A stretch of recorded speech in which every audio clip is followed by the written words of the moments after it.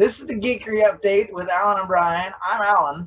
And I am Brian. Yes, that you are. Am I, though? Are you? I don't know.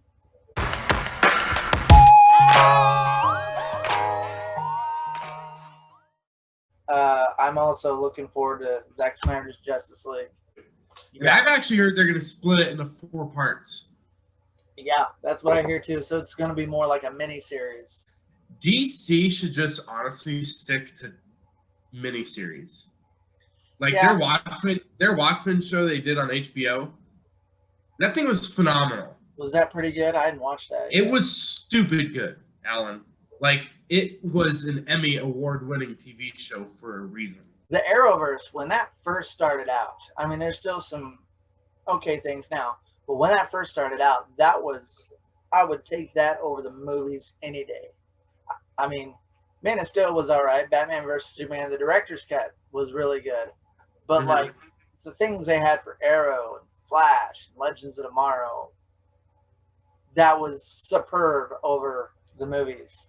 I mean, yeah, the movies had better effects, and I think the Warner Brothers, as the parent company, they were like the favorite child was the movies, and so obviously they were going to spend more money and focus on the movies.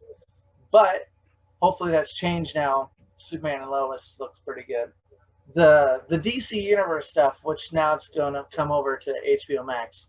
You're talking like DC Doom Patrol, Titans, Doom Patrol, Harley Quinn. Harley Quinn cartoons are really good. Yeah, so that stuff was really good. They spent some more time and focus on that. And then now the stuff that they're projecting for HBO Max, hopefully we'll see like the Green Lantern show, the Adam Strange show, Strange Adventures, whatever, and then this Zack Snyder's Justice League, and any of the other stuff that they're talking about doing. Right. So yeah, like you say, the TV show for DC is with them spending more time, because I think that's what kind of the difference between DC and Marvel. Yes, Marvel is they're a juggernaut, no pun intended, in the cinema. But God, I hope so. At least one of our fans caught that. At least one of them. But DC's more detail oriented, and they're more fit for a serial adventure. I mean, yeah, you got. Let's take Batman for instance. I mean, Batman, yeah, bow, pip, zoom. You know, we're gonna fight some villains that would look cool on the big screen, but like, and that's the thing with the Robert Pattinson movie. They're more focusing on him being a detective. I mean that. I was actually, as you were talking, I was going to say, I think the Batman is DC's gold mine. I think it's going to... It's going to be the bee's knees. But it's going to be very good. Yes. That being said, though, as the detective he is, that would be more... I mean, I guess we're doing the Gotham PD show, but like serial adventures where we really get into these cases, kind of like a Law and Order kind of thing. Really figure out the clues and stuff, than just being flashy and stuff. Well, I had a friend. I was talking to a friend once he's a huge Batman fan as well. He was like, we were talking about the Dark Knight Trilogy, and he's not a fan of the trilogy because there's like no detective work. And he goes, here's the thing. I want to watch a Batman movie where I'm watching Batman, but I also can like make an argument I'm watching Sherlock Holmes. Yeah. Like, that's how much detective work Batman needs to be doing. And Sherlock Holmes was one of the inspirations for Batman.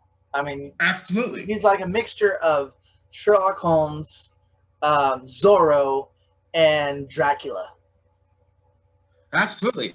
Well, and there's a reason they call it Batman Noir.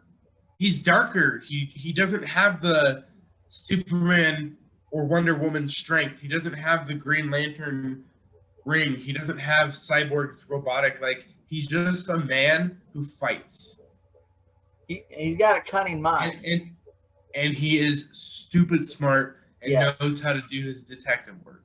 Yeah. That's and that was and has always and will always be my biggest complaint with the Christian Bale trilogy. It was a good trilogy, don't get me wrong, but what Christopher Nolan did is he took advantage of the Batman rogue gallery and let them be the highlights of his movies. Right. Which, yeah, I mean, that had some great actors attached to great villains. Oh, it was.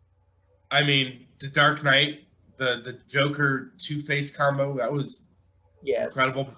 Bane was such a force to be reckoned with. Oh yeah. Scarecrow was such a psychological, and then to have that twist at the end where it's like, oh no, it's actually Ra's al Ghul. You're like, what?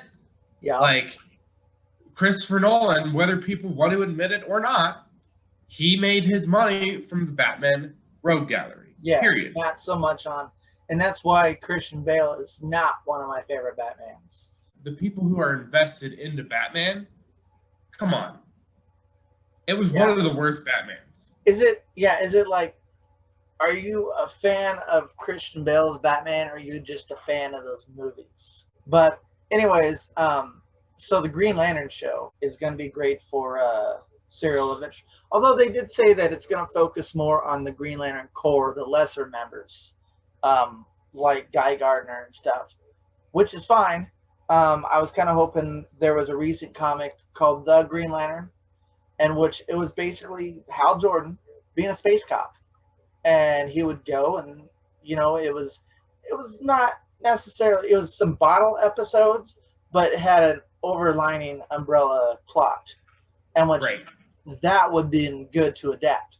However, they could still do that with these other characters, being the space cops, and so that would be more fit.